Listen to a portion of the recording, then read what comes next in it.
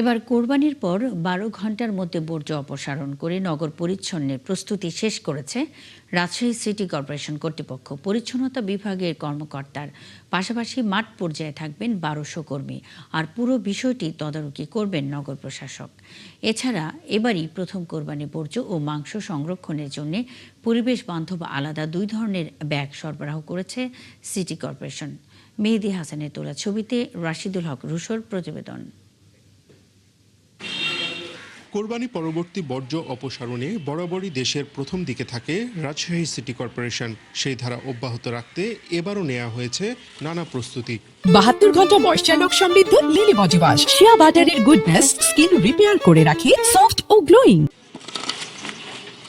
ঈদের দিন বেলা ১২টা থেকে পরিচ্ছন্নতা কর্মীরা বাড়ি বাড়ি গিয়ে বর্জ্য সংগ্রহ করে তা নিয়ে যাবেন সেকেন্ডারি স্টেশনে। সেখান থেকে রাত ১২টার পর শুরু হবে মূল অপসারণ কাজ। জবাই করার পর যে রক্ত হয় সেই রক্তটি ধুয়ে দিবেন না, সেটা এক জায়গাতে জমাট হওয়ার পরে রক্তটি তুলে পলিথিনে রাখবেন ইনশাল্লাহ। তারপরে একটু যদি ধুয়ে দেন তাহলে ড্রেনে কখনো দুর্গন্ধ ছড়াবে না এবং ব্লিচিংটা ছিটিয়ে দিবেন।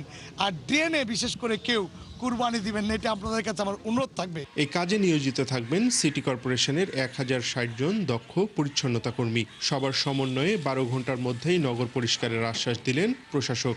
২৮ তারিখে ঈদ হবে, ২৯ তারিখে রাত্রে সর বোঝা যাবে না যে আমাদের এখানে বর্জ্য কোনো কিছু রয়েছে।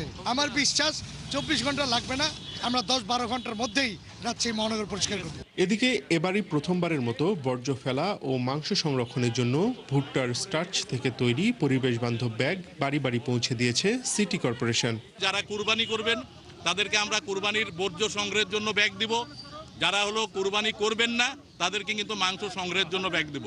সেই সাথে যারা কুরবানি করবেন তাদের জায়গা যেন পরিষ্কার করতে পারেন, পরিষ্কার করে ব্লিচিং ছিটাতে পারেন, স্বাস্থ্যসম্মত রাখতে পারেন, এই জন্য কিন্তু আমরা ব্লিচিং পাউডারও দিচ্ছি। ৩০টি ওয়ার্ডে কোরবানি পরবর্তী প্রায় ৪,০০০ মেট্রিক টন বর্জ্য উৎপাদনের লক্ষ্যমাত্রা নির্ধারণ করেছে রাজশাহী সিটি কর্পোরেশন।